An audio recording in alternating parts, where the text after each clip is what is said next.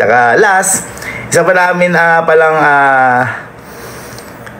sa isa naming kasamahan dati, hindi ko na po babanggitin kung sino, at alam ko naman po kung alam nyo kung sino yun.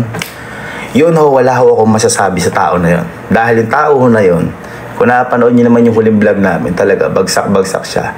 And after po nun, hindi na po siya talaga pumasok. At marami pong akong hindi pwedeng sabihin dito sa tao na yun.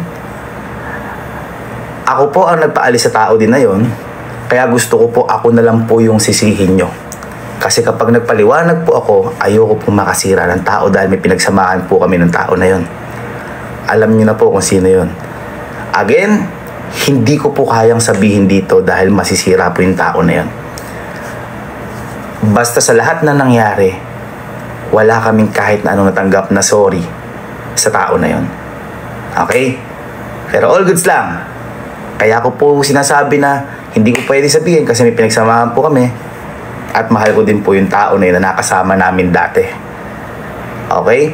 At lahat po ng kwento na yan na sinasabi ko, alam po lahat ni Kojak yan.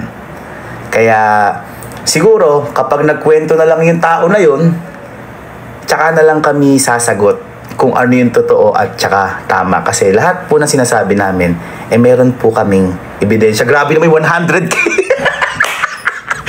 Ayun. Meron po kami lahat na ebidensya. Again, ako po yung nagpaalis sa tao na yun.